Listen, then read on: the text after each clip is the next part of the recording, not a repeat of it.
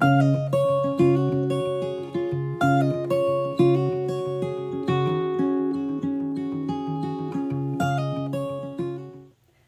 this is Julia, and you're watching Julia at Home.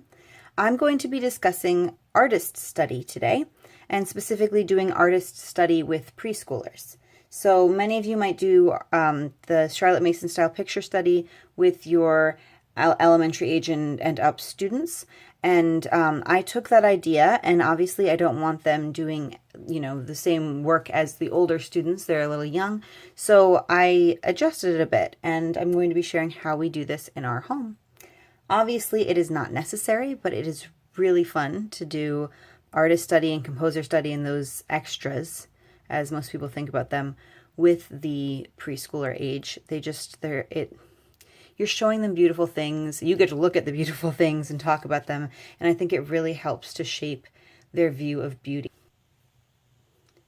So we start off just by looking at a picture. Now I just printed these out on my printer and laminated them. So, they're not going to tear really easily. I chose, I believe, 10 for Leonardo da Vinci. And I'd have the children look at it a little bit. I have no problem with nudity in art. Again, just don't choose this one if you do. So we would look at different things about it, just see what they notice first. They usually notice some pretty interesting things, and sometimes they even find things I didn't notice. But I'm not requiring anything from them or looking for anything in particular. We just talk about what we see. And when they're older, then we can, kind of push and see if they can notice more specific things. Or I might even point stuff out, but I try not to do it in a way that's like too preachy, I guess, or pushy. Like I might say, oh, I really like how there's the mountains in the background here, and that tree looks so dark against them. It looks like it's farther forward. Maybe the light and dark might help with that. So it's kind of making my own observations like I want them to learn to do. And we talked about who is in the picture, right? So this is the Virgin with St. Anne, and that's Jesus and the Lamb. So, my kids have a very limited background with the Bible stories right now. I think kids that have more of a background in that, or if you're older, you'd be able to have also more in-depth discussions about the meaning of some of these as well. This is Virgin of the Rocks.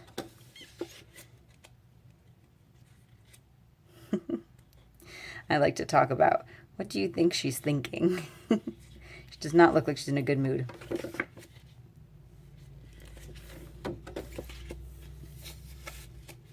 And I did explain to my kids, you can talk to them about whatever you want. I did explain to them, this is the moment that the angel is telling Mary that she's going to have baby Jesus. But keep it simple and keep it fun. We talk for maybe 5 minutes. This is not a really long process. So that's the first thing we do. And the second thing we do is some reading. So let me show you the books. Oh, it's over here. Okay. So this first one is more of a reference book. It's not a story, but what's great about it, and this was actually gifted to me, is it has like a page or two on many pictures. Now it doesn't include every painting he ever did, but it does have a lot of them, and a lot of the ones I chose are in here. So we just, after we discussed it, we went through and we read the page or pages, like this one, on that. I think this would be better for an older child who's learning more specifics about art history, but I found it really interesting, and my daughter just loves being read to about pretty much anything. So, it was I think a good addition for most of the pictures. But of course, I think it's really important to do this after we've already discussed it, because I want them to form their own opinions and make their own observations before someone or something else is telling them. So if you're interested in art history, this is a nice little series. We also have What Makes Mary Cassatt, and I forget which other one we have, but it's a whole series of these the Metropolitan Museum of Art makes. So that's a good series for that. Then this is a Diane Stanley biography of Leonardo da Vinci. I love all of her biographies. I think they are so well done. And she tries to match the illustrations to the style of the artist. And it is a little on the longer side. So this took us several weeks. I forget exactly how many. I want to say like 6 or 8 weeks. We just read like a page or two a day. Probably about 2 pages a day. But you could just read 1 page a day. If you have an older child, this might be good to read a page or even a paragraph and then have them narrate back. And then they would become intimately acquainted with Leonardo. Yeah, it's beautiful and it's well written and it's engaging and you learn so much. So it goes through his whole life and there's, a postscript at the end to give you some more information. All of Diane Stanley's work is beautiful, so I recommend that a lot. I highly recommend that, I should say.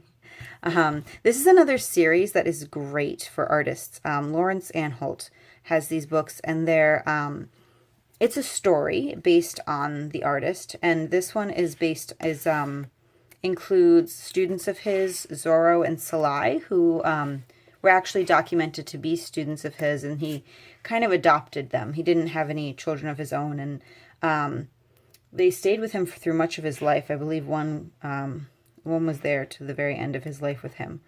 And it's a nice story. It shows some of the painting, but it's more about Leonardo as a scientist and also as a mentor in some ways, and how he was mentoring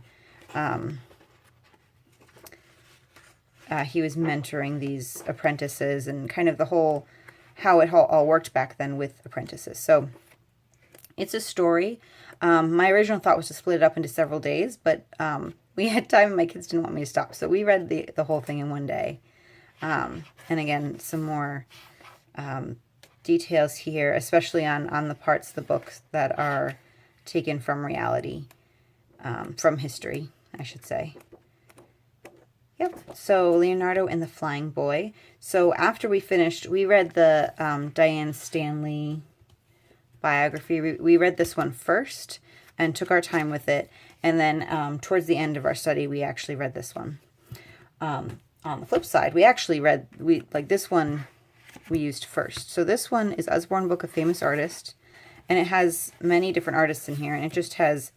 most of them have 1 or 2 page spreads. I think most of them have 2 page spreads, but Leonardo has a little bit more. he's got a whole 4 pages. So we actually started with this on the very first day we started learning about Leonardo, just to give us an introduction and kind of place us where he was. If my kids were older and started a timeline, I would also have them put this on their timeline. We don't, but we are studying geography. So I do have them put a little map dot on the place where our artist and our composer are from. So they're getting an idea of where in the world, at least, if not when in time, because they're a little young to be doing time, really. So this is a great one. And again, it has many artists in it. Here, I'm going to show you, in case you're wondering who all the artists are in there. So it's got a lot of the classical artists that you might know and some modern ones. It's really European centered though. So if you want to go out into, I guess it has some American too, but it's pretty European centered. So if you want, other other artists from around the world, you're going to want to supplement with some other materials.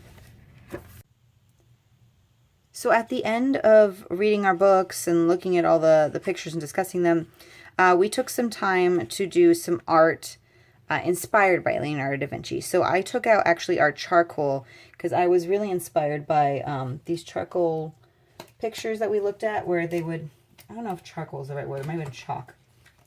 But he would do the sketches before he painted. Like this one, I think is beautiful. So I was inspired by that. So I showed them these ones again. Ooh, sorry, it's a horrible glare. I'm going to try putting her over here. I took this out for them to look at, and some others as well. One of the books that I showed you had a picture, a self-portrait of him. And I took out our charcoal. We have it in several different colors. And these are mine. And excuse my lack of ability there. I just did it right along with my kids. So I actually tried to copy, but I didn't require that of the kids. I just, it was kind of an exploratory process. So these are my daughters.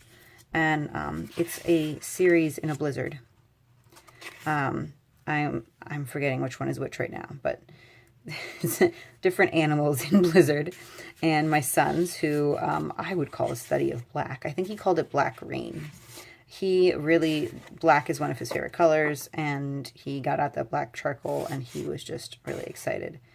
And he was covered in charcoal when we were done. But it was really fun.